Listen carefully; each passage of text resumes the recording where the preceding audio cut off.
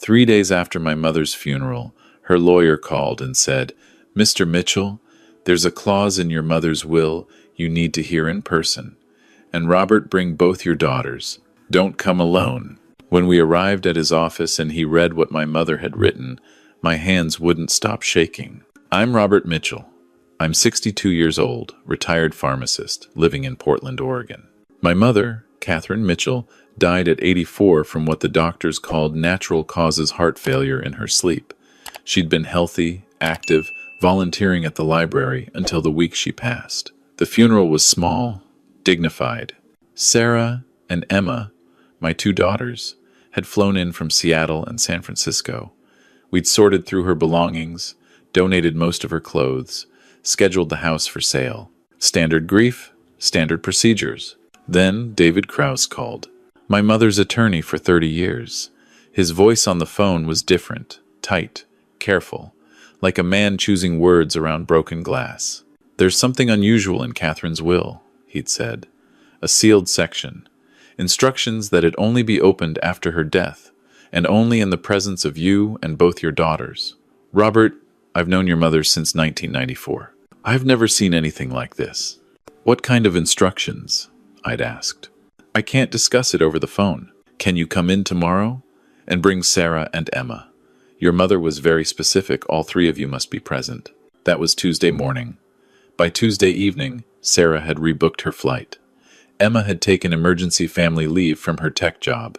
We met at Krause's downtown office Wednesday at 2 p.m., the three of us sitting in leather chairs across from his massive oak desk. Krause was 70, gray-haired, with the careful dignity of a man who'd spent 5 decades managing other people's secrets.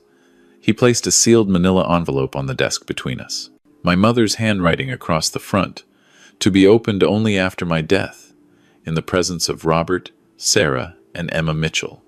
No exceptions, David Krause. "Before I open this," Krause said quietly, "I need to tell you something. Last year, your mother came to see me. She was updating her will standard stuff, dividing assets, clarifying bequests. Then she handed me this envelope and said, 'David, when I die, you read this to my son and granddaughters. All 3 together. Don't let Robert see it alone.'" My stomach tightened. Why would she say that? I don't know. But Catherine was very clear. She said, "If something happens to me before the truth comes out, they need to know together. They'll need each other." He paused. She also left me a second envelope. Instructions I was to follow after reading this one to you. Sarah leaned forward. "My eldest daughter, 36, environmental lawyer, always the one who asked hard questions. Mr. Krause, did my grandmother seem afraid? Was she in danger?" "No," he said carefully. She seemed, resolved. Like someone preparing for an ending they knew was coming. He broke the seal. Inside was a single sheet of paper. My mother's handwriting, dated the 15th of March 2024, 6 months before she died. Krause began reading aloud. "My dearest Robert, Sarah, and Emma, if you're hearing this, I'm gone.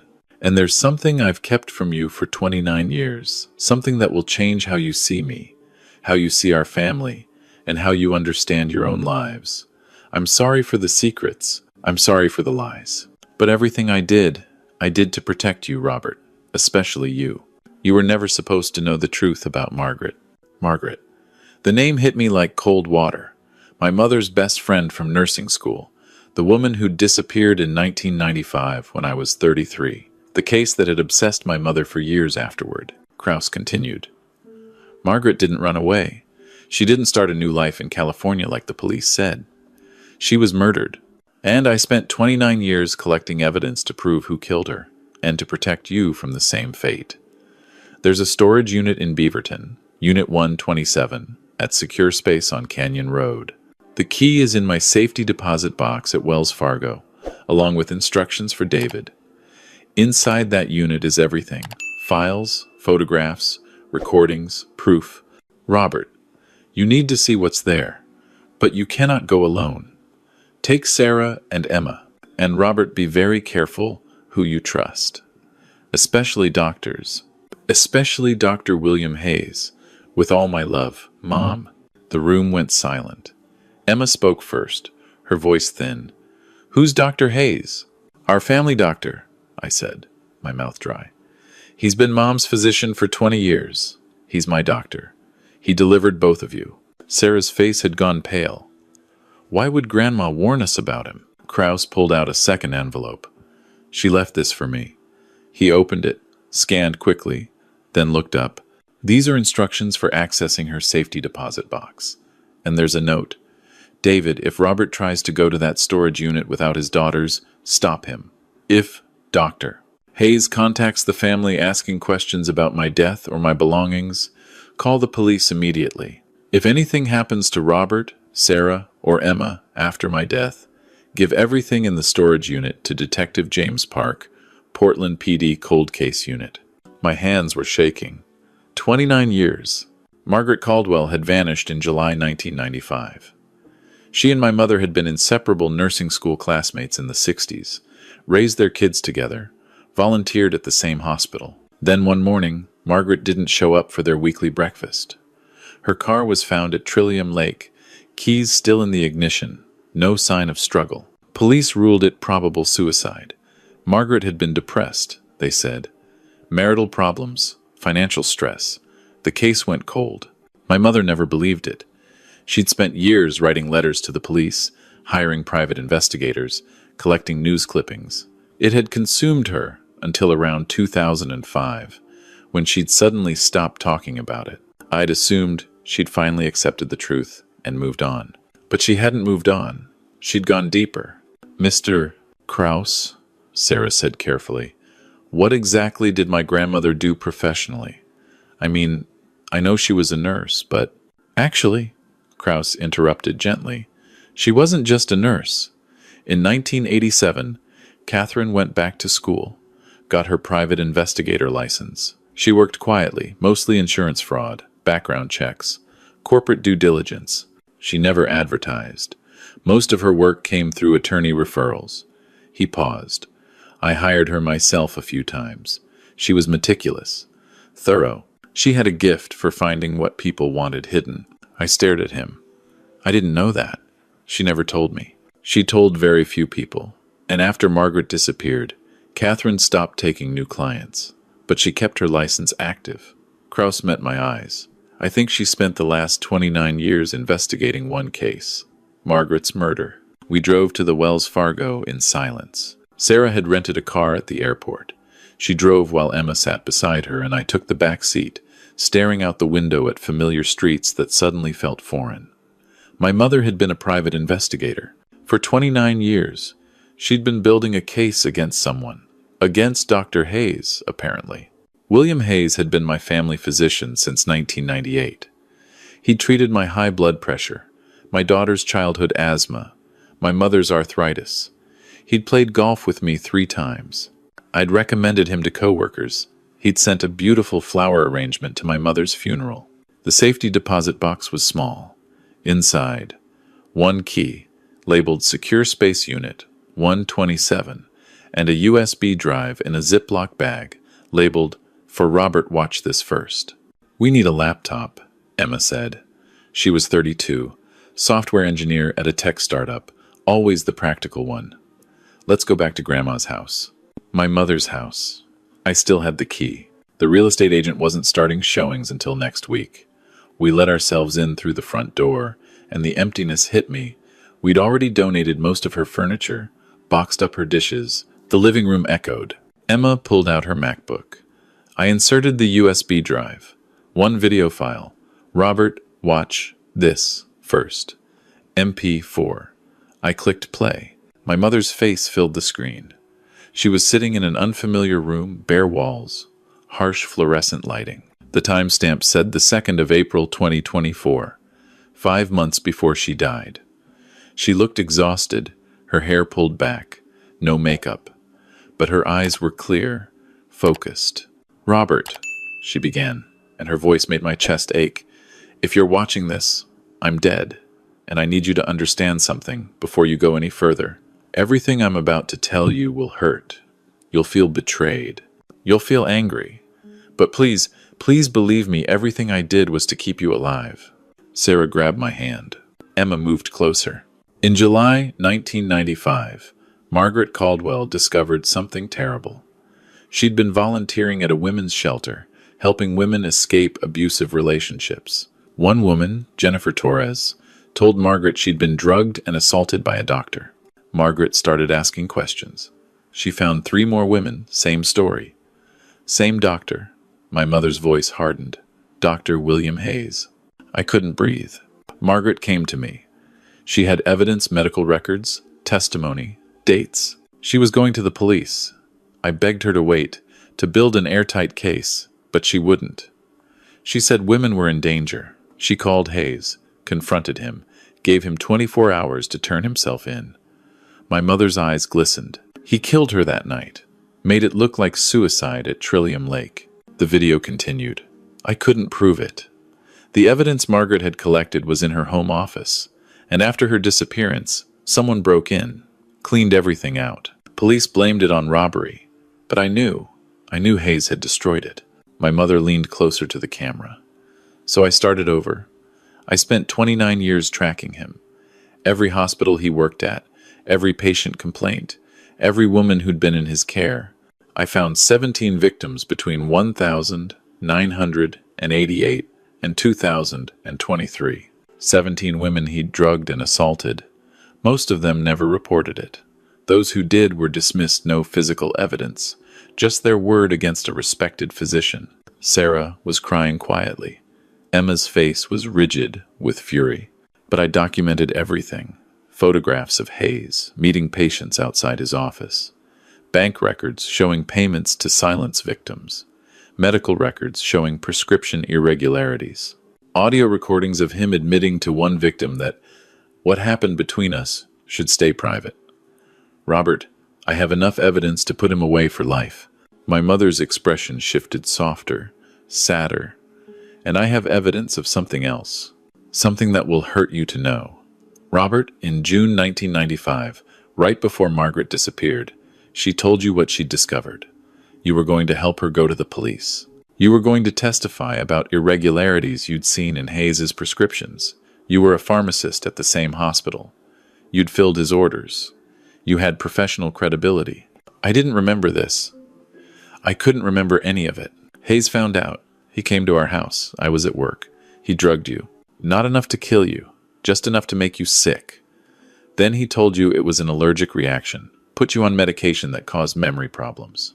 For 6 months after Margaret disappeared, you were on drugs Hayes prescribed. Drugs that made you foggy, forgetful. You lost chunks of 1,995. You thought it was stress, but Robert, it was Hayes.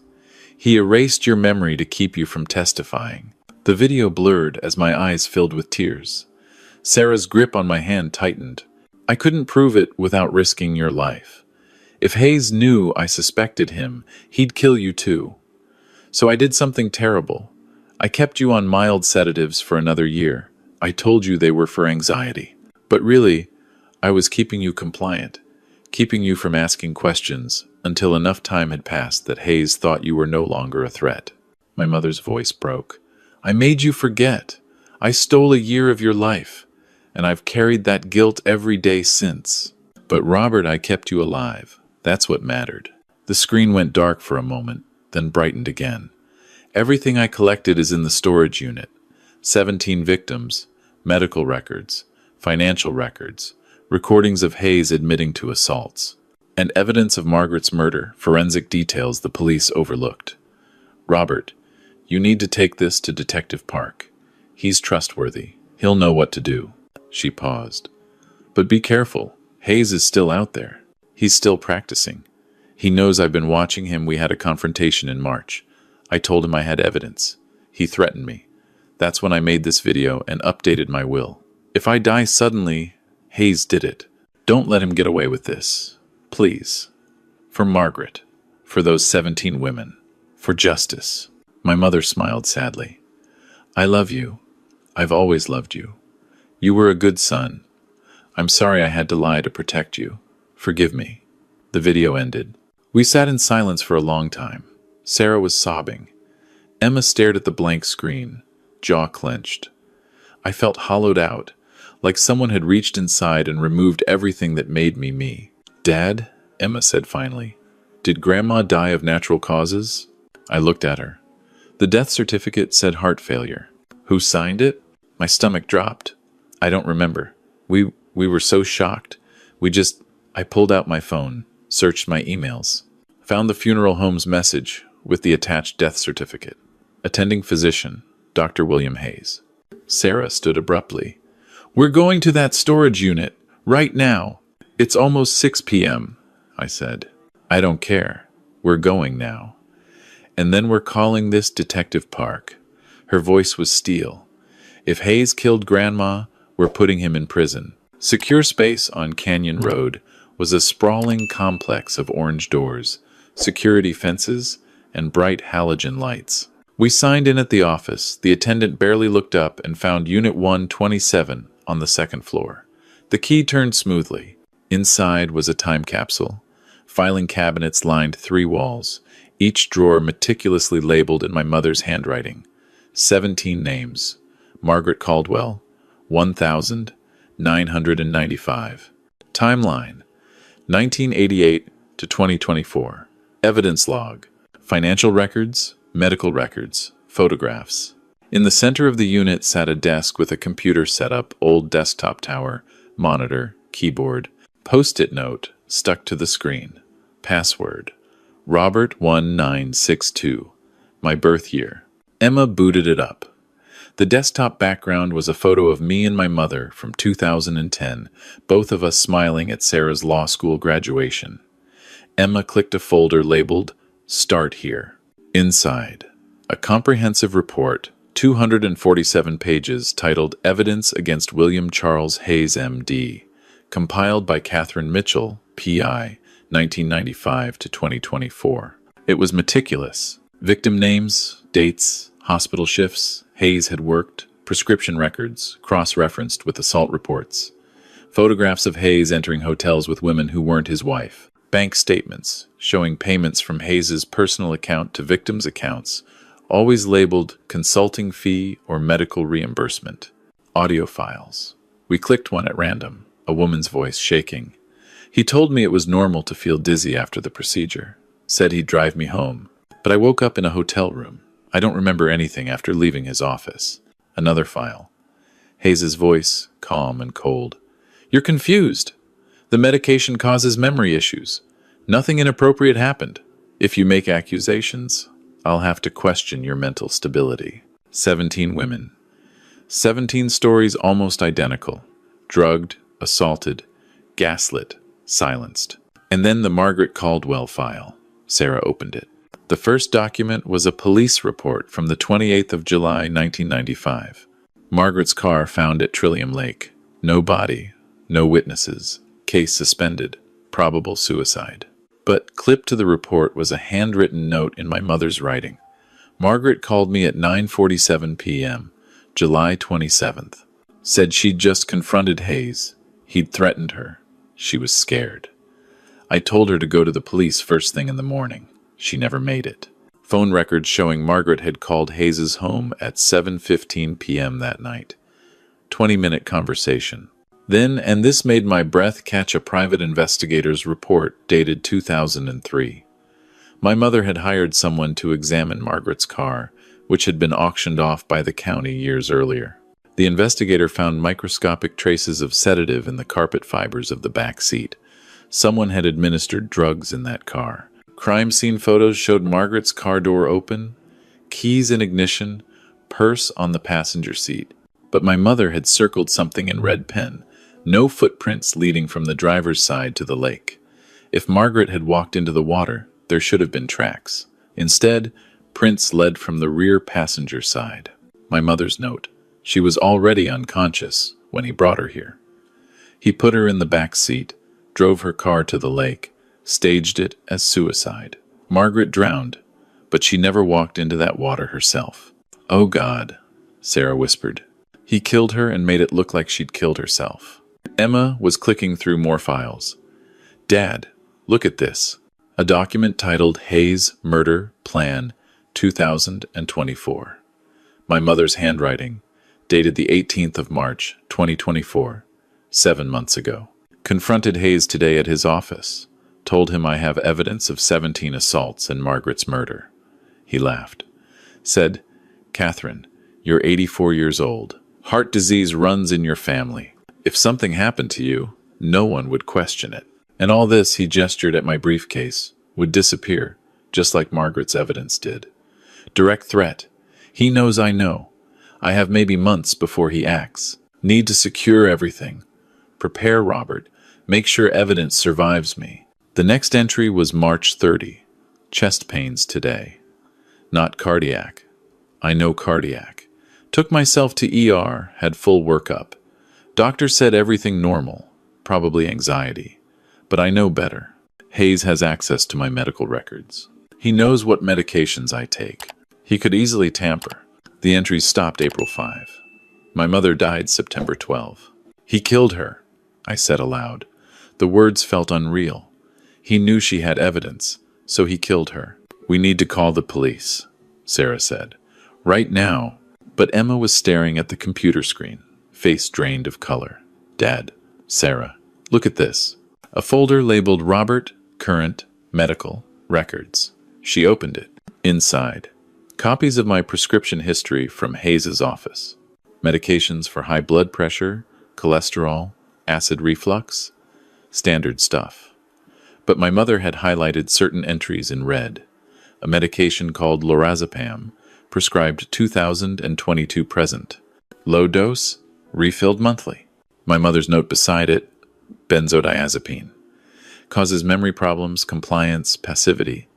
Hayes has been keeping Robert on this for 2 years. Robert thinks it's for sleep. Actually, it's to keep him from asking questions. Same method he used in 1995. If I disappear, Hayes will increase Robert's dose to ensure he doesn't investigate. I pulled the pill bottle from my pocket. I'd taken one this morning. Hayes had prescribed them in 2022 after I mentioned trouble sleeping. Harmless sleep aid, he'd said. Jesus Christ, Sarah breathed. He's been drugging you for 2 years? That's why Dad's been so foggy lately, Emma said, looking at me. You kept forgetting things. Appointments. Conversations. We thought it was just age. It wasn't age. It was William Hayes, keeping me sedated so I wouldn't remember what my mother was doing, so I wouldn't ask questions when she died. We need to call Detective Park, I said, my voice shaking. We need to do it right now. Sarah already had her phone out. But before she could dial, my phone buzzed. Text message from an unknown number. Robert, it's Bill Hayes. I heard about the lawyer meeting today. I'm so sorry for your loss. Catherine was a wonderful woman. If you need to talk, or if there's anything from her medical records you'd like to discuss, please call me. I'm here for you. The three of us stared at that message. He knew. Somehow, Hayes knew we'd been to the lawyer. He was watching us. Don't respond, Emma said immediately. We called Detective Park. Now. Detective James Park answered on the third ring. I explained who I was, that my mother had left instructions to contact him, that we had evidence of multiple assaults and a murder. He was silent for a long moment. Catherine Mitchell, he said finally. I've been waiting for this call for 5 years. You knew my mother? She came to me in 2019, brought preliminary evidence about Margaret Caldwell's death, said she was building a case but needed more proof, asked me to keep the case file active. His voice tightened. When I heard she'd died in September, I wondered. Mr. Mitchell, where are you right now? Secure Space Storage Facility, Beaverton, Unit 1, 27. Don't leave. I'm sending patrol units to your location immediately. Don't touch anything else. Don't go home. Don't contact anyone. He paused. Especially don't contact Dr. William Hayes. He already texted me 10 minutes ago. Park swore. He knows you found the evidence. Mr. Mitchell, you and your daughters are in danger. I'm dispatching protection right now. 2 patrol cars arrived within 20 minutes. 4 officers, all business. They secured the storage unit, took our statements. Detective Park arrived an hour later, African-American, early 50s, with the weary competence of someone who'd seen too much. He walked through the storage unit slowly, examining filing cabinets, reading my mother's notes. When he finished, he turned to us. Your mother built a federal case. This is enough to get warrants, subpoenas, forensic audits. We're talking 17 counts of sexual assault, 1 count of first-degree murder, evidence tampering, witness intimidation, and medical fraud. He looked at me, and we're reopening your mother's death as a suspicious homicide. You think Hayes killed her, Sarah said. I think Hayes has killed multiple people and gotten away with it for 30 years, Park replied grimly. Your grandmother figured that out. And yes, I think he killed her to silence her. An officer approached. Detective, we've got a problem. Dr. Hayes isn't at his home. His office says he called in sick this morning. His car's not at his residence. Park's jaw tightened. Put out a bolo. Now. He turned back to us.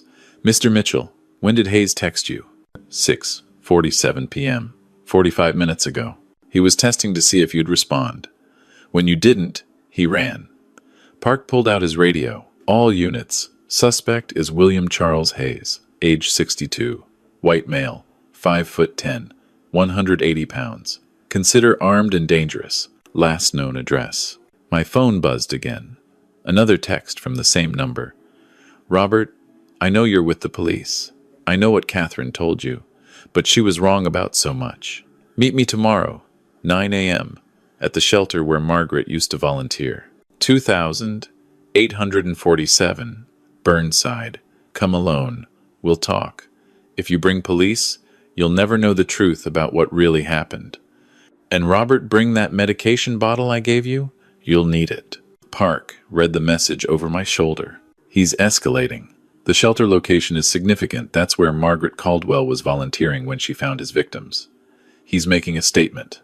What kind of statement? Emma asked. That he's controlled this narrative for 30 years, and he's not giving up control now. Park looked at me. This is a trap, Mr. Mitchell. He wants you isolated. He'll try to kill you like he killed your mother and Margaret. Then we use it, Sarah said suddenly. Set up surveillance. Wire Dad. Put SWAT in position. Make Hayes think Dad's coming alone, then take him down. Park shook his head. Too dangerous. If Hayes sees any sign of police presence, he'll disappear. We might not get another chance. He paused. But your daughter's right about one thing. We can wire you. Full audio and video. Tactical teams in place, but hidden. Hayes talks. Admits to anything. We move in. You're using my father as bait, Emma said flatly. I'm giving your father a chance to get justice for his mother. For Margaret. For 17 women. Park met my eyes. But it's your choice, Mr. Mitchell. You don't have to do this. I thought about my mother, spending 29 years collecting evidence, keeping secrets, carrying the weight alone to protect me. About Margaret, who'd tried to do the right thing and died for it. About 17 women whose lives Hayes had destroyed. I'll do it, I said. I'll meet him tomorrow. Sarah grabbed my arm. Dad, no, this is insane. He'll kill you. Not if Detective Park's team is there. I looked at Park. You'll get him, right? You won't let him walk away? We'll get him, Park promised. Whatever he says, whatever he admits, we'll have it on tape. And the moment he makes a threatening move, we'll take him down.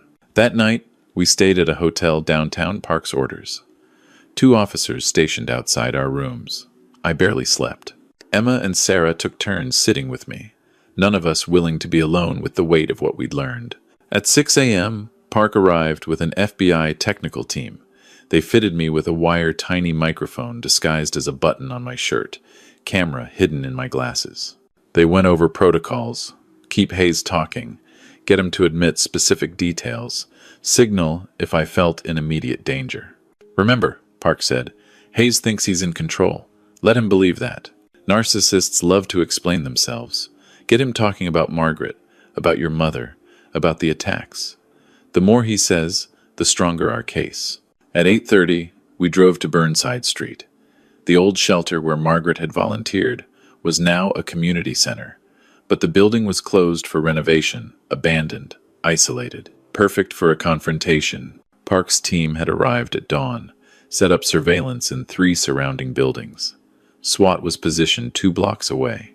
They'd made sure no one else was in the vicinity, cleared the area with a fake gas leak story. I parked my car at 8:55. Hayes's silver Mercedes was already there, parked behind the building. Through my glasses camera, the command team was watching everything. Park's voice came through the nearly invisible earpiece. "We've got eyes on you, Robert. Hayes is inside. Ground floor, east room. We see no weapons visible, but assume he's armed. Keep him talking. We're 30 seconds away if you need us." I walked to the front entrance. The door was unlocked. Inside, the smell of dust and decay. Stripped walls, empty rooms. My footsteps echoed. "Robert." Hayes's voice came from the right. I turned. He stood in what had once been Margaret's volunteer office, sunlight streaming through dirty windows. William Hayes looked exactly as he always had: trim, professional, silver hair, calm expression. The respected physician, the family friend, the monster. "Thank you for coming," he said quietly. "I wasn't sure you would." "What do you want, Bill?" "To explain. Your mother told you her version, but there's so much she didn't understand." He gestured to 2 folding chairs. "Please, sit." I remained standing. "Did you kill Margaret Caldwell?" Hayes smiled sadly. "Is that what Catherine told you? That I murdered her dear friend?" "Robert, I treated Margaret for depression for 3 years. She was unstable, paranoid. She made terrible accusations, claimed I'd assaulted patients. It wasn't true, but she believed it. That night she called me, threatened to destroy my career, my family. I tried to talk her down, but she was hysterical. "So you killed her?" "I tried to save her," Hayes said, and his voice carried conviction. "She was suicidal, Robert. I went to her house that night, tried to get her to go to the hospital, but she ran. Got in her car. I followed her to Trillium Lake. By the time I got there, she'd already walked into the water. I tried to pull her out, but he shook his head. I was too late." "You're lying." "My mother found sedatives in Margaret's car. Margaret was drugged. Margaret was on antidepressants, benzodiazepines, prescribed by her psychiatrist. She'd taken too many that night, accidental overdose combined with suicidal ideation. The sedatives in the car were hers, Robert, not mine." He was good, smooth. Every answer rehearsed, plausible. But Park had warned me narcissists can't resist correcting the narrative. "What about the 17 women?" I asked. "The ones who say you assaulted them?" Hayes's expression darkened. "Accusations, all unsubstantiated. Robert, I've been a physician for 40 years. I've treated thousands of patients. Some of them unfortunately develop inappropriate attachments. When I maintain professional boundaries, they feel rejected. They lash out." He stepped closer. "Your mother believed them because she wanted to. She needed someone to blame for Margaret's death. I became her obsession. She spent 29 years building a case against you. She spent 29 years destroying her own mental health with paranoid conspiracy theories. Robert, I tried to help her. I prescribed medication for her anxiety, her obsessive thoughts, but she refused treatment. She let her delusions consume her." "Did you kill my mother?" The question hung in the air. Hayes was quiet for a long moment. When he spoke, his voice was different, colder. "Your mother had a heart attack. Natural causes. The death certificate is legitimate. You signed that death certificate because I was her physician. I'd treated her cardiac issues for 20 years. When she collapsed at home, the paramedics called me. I met them at the hospital. By the time I arrived, she was gone. Heart failure, consistent with her medical history. You tampered with her medication," I said. "Just like you tampered with mine." Hayes tilted his head. "What are you talking about?" "The lorazepam. You've been keeping me sedated for 2 years. Same thing you did in 1995, drugged me to make me forget that Margaret had told me about your victims." For the first time, Hayes's expression shifted. Not guilt, satisfaction. "So Catherine figured that out too. Clever woman. But Robert, you're still taking those pills, aren't you?" "You took one this morning." My stomach dropped. The bottle was in my pocket. I'd taken one at 6 a.m., before the FBI arrived, before I knew better. "How long does it take to kick in?" Hayes asked conversationally. 45 minutes? Hour? Must be hitting your system right about now. My hands were starting to tremble, not from fear, from the drug. What did you do? I demanded, but my voice was slurred. I adjusted your prescription 3 weeks ago, increased the active compound, added a delayed sedative component. The dose you took this morning? Hayes checked his watch. Should be rendering you substantially impaired right about now. The room tilted. I grabbed for the wall to steady myself. Through the earpiece, I heard Park's voice. Robert, we're coming in. Hold on. But my legs weren't working right. I slid down the wall, vision blurring. Hayes knelt beside me. Here's the truth, Robert. Yes, I assaulted those women. Yes, I killed Margaret, though technically, drowning someone who's already unconscious is an assault. It's just efficient problem solving. And yes, I killed your mother. Potassium injection, administered during a routine blood draw. Causes cardiac arrest, indistinguishable from natural causes. He was confessing. The wire was getting everything. But I couldn't move, couldn't speak. Your mother thought she was so clever, collecting evidence for 29 years. But she made one crucial mistake. She kept seeing me as her doctor, kept letting me adjust her medications, draw her blood, monitor her health. She trusted me right up until the moment I stopped her heart. Footsteps, running, Park's voice shouting, "Police! Hands up!" Hayes didn't move. He looked at me, smiled. You were going to testify in 1995. Margaret had convinced you. So I drugged you, made you forget. And it worked. It worked for 30 years. Your mother protected you by keeping you ignorant. But now you know everything. And that means... He pulled a syringe from his pocket. Same thing I gave your mother. Quick, painless. They'll rule it a heart attack, just like hers. Genetic predisposition. Father and son. Tragic. The door exploded inward. SWAT team, weapons drawn. Drop it. Drop the syringe. Hayes didn't drop it. He lunged toward me, needle aimed at my neck. The shot was instantaneous, not fatal, Park had promised, but Hayes's arm jerked as the rubber bullet hit his shoulder. The syringe flew across the room. Officers swarmed him, slamming him to the ground, cuffing him. Park knelt beside me, checking my pulse. Ambulance is 90 seconds out. Stay with me, Robert. What did you take? Lorazepam, I managed. This morning, he said. Adjusted dose. Park was on his radio. Possible benzodiazepine overdose. Need gastric lavage and flumazenol on arrival. He looked down at me. You did good. We got him. Everything he said, full confession. Murder, assault, tampering. We got him. The last thing I remembered before the paramedics arrived was Hayes's voice, being read his rights. You have the right to remain silent. And Hayes laughing. Actually laughing. Silent? Oh, detective. After 30 years, I'm not going to be silent. I'm going to tell everyone exactly what I did. Every detail. Let them all know how easy it was. I woke up in the hospital 12 hours later. Sarah and Emma were there, both red-eyed from crying.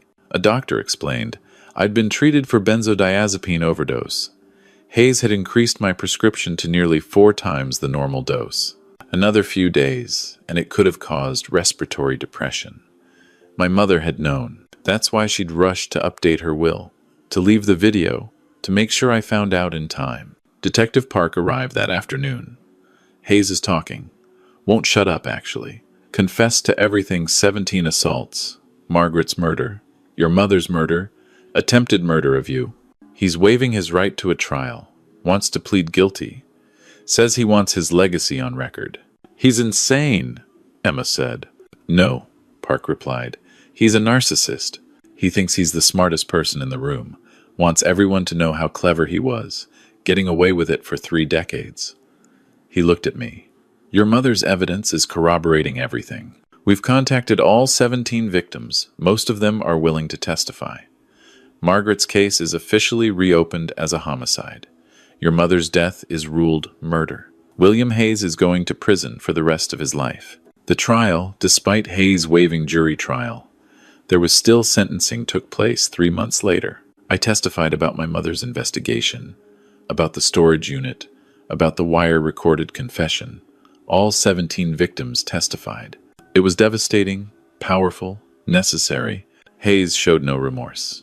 When asked if he had anything to say before sentencing, he stood and spoke for 20 minutes about how he'd outsmarted everyone, how he'd controlled the narrative, how Margaret and my mother had been obstacles to be removed. The judge sentenced him to 17 consecutive life sentences without possibility of parole.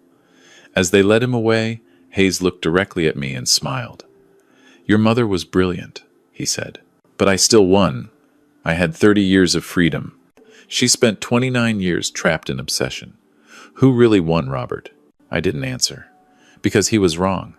My mother had won. She'd protected me. She'd built an unbreakable case. She'd ensured justice would come. Even after her death. That's not obsession. That's love. 6 months after Hayes' sentencing, Sarah, Emma, and I gathered at my mother's grave. We'd installed a new headstone with an inscription Emma had suggested. Catherine Mitchell, 1940 to 2024. Private investigator. Protector. Justice seeker. She fought in silence so others could speak. Beside her grave, we planted a dogwood tree, Margaret's favorite. A memorial to the friend my mother had spent 3 decades avenging. "I'm angry at her," Sarah said quietly. "For keeping secrets, for drugging Dad, for carrying all this alone." "I know," I said. "I'm angry too, but I understand why she did it." Emma wiped her eyes. "She traded her peace for our safety. That's what grandparents do, right? Sacrifice themselves so we don't have to." We stood there as the sun set, and I thought about my mother's final video message. "Everything I did was to keep you alive." She'd been right. If I'd known the truth in 1995, I would have gone to the police. Hayes would have killed me. If I'd known in 2024, I would have confronted him. He would have killed me. My mother had carried the burden alone, built her case in secret, protected me from the truth until she could ensure the truth would destroy Hayes, not me. That wasn't betrayal. That was love in its most complicated, painful, sacrificial form. "Dad," Sarah asked, "what would you have done differently? If you'd known in 1995, would you have stayed silent to stay safe? Or would you have fought like Margaret did?" I thought about that for a long time. "I don't know," I admitted. "I'd like to think I'd have been brave like Margaret, but honestly, I probably would have been afraid. Margaret fought and died. My mother fought and survived long enough to finish the job. Maybe that's the real lesson. Sometimes the bravest thing isn't the dramatic gesture.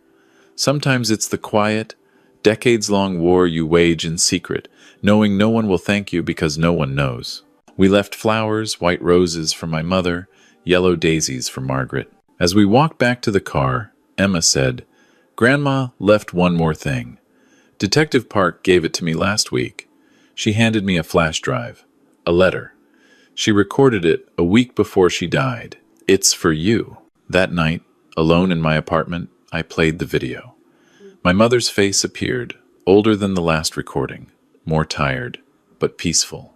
"Robert," she began, "if you're watching this, everything worked. Hayes is in custody. You're safe, and I can finally rest." She smiled. "I know you're angry. I know you feel betrayed.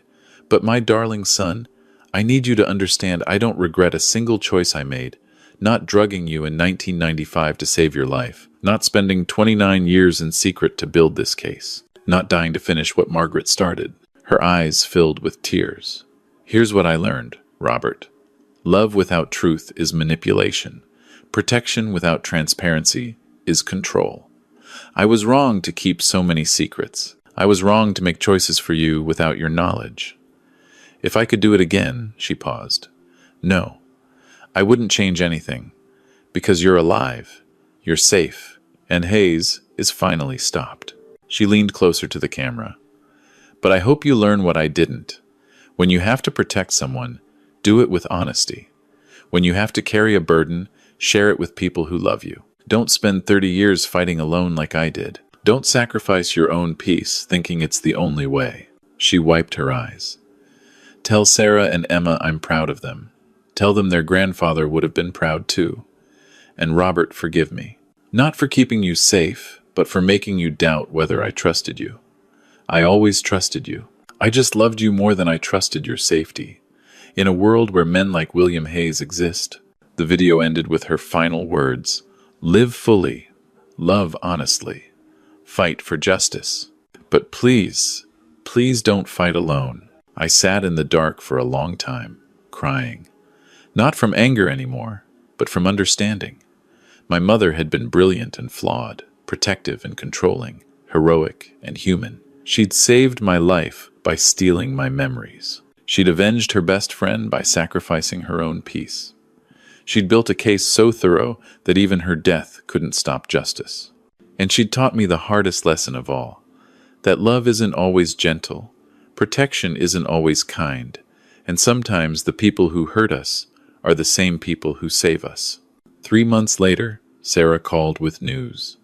A advocacy group for assault survivors wanted to honor my mother posthumously. They were establishing the Catherine Mitchell Award for individuals who worked in secret to expose predators and protect victims. At the ceremony, I spoke about my mother not as a perfect hero, but as a complicated woman who'd made impossible choices in impossible circumstances. I talked about Margaret, about the 17 victims, about how long it took for truth to emerge when power protected predators. A woman approached me afterward. "I'm Jennifer Torres," she said.